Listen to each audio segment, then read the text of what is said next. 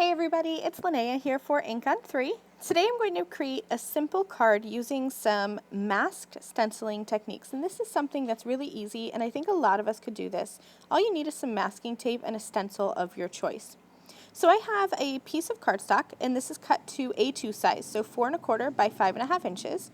And now I am taking some purple tape, that's my choice of masking tape, and I'm going to mask off 3/4 of an inch on each side of this piece of cardstock.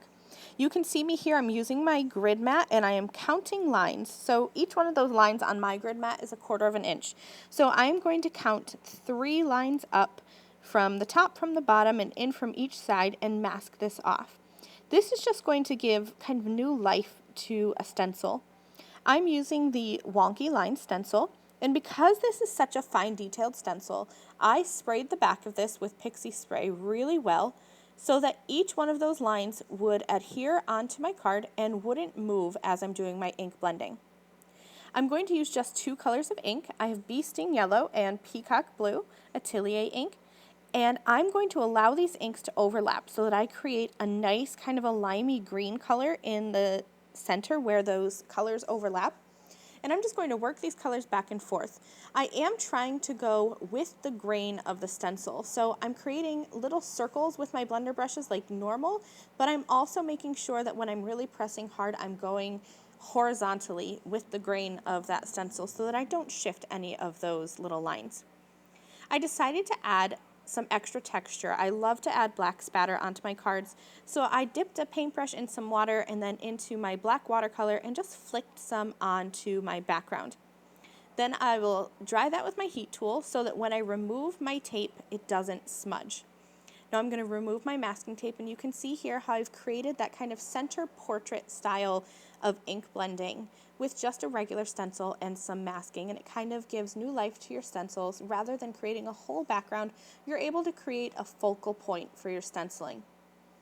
I'm using the Magical Dragon stamp set. This is one of my favorite Ink on 3 stamp sets, and it's actually the very first stamp set that I ever purchased from Ink on 3. These dragons are absolutely adorable and I just love them. I'm going to color them with Copic markers, so I was sure to stamp them with my Ink on 3 Blackout Hybrid Detail ink, since this is the best ink for pretty much any kind of coloring. You can use watercolors with this ink, colored pencils, or even markers. So I always encourage you to color with whatever you are most comfortable with. So for this first dragon here, I decided to make him like a rusty orange color. So I have E08, YR24, I think I did, and then Y16 and Y14.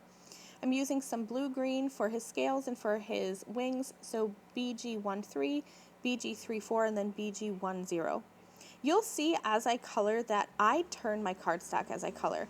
I turn it whichever way is most comfortable for me. So I tend to try to color the outside first and then work my way towards the inside. So if I ever have to color towards the outside, I will color or turn the image so that I'm coloring away from me. It's easier for me to see the outside line if I am working towards it. So I'll kind of turn my paper back and forth as I'm coloring. Again, do whatever makes you comfortable for coloring.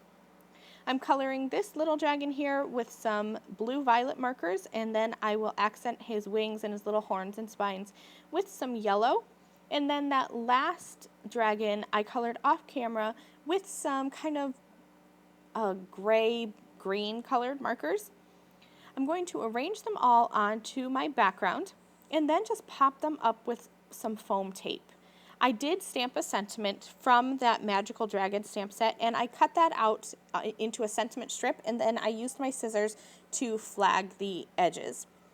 Just again, using some foam tape, I'm making sure that I'm popping up. I loved that little guy he can be either blowing flames or smoke. There's one of each in the stamp set, but I wanted him to have some flames.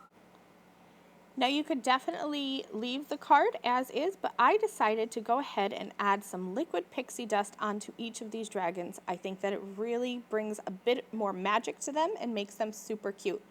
So this is my finished card. Thank you all so much for joining me today. I'll see you again very soon. Bye.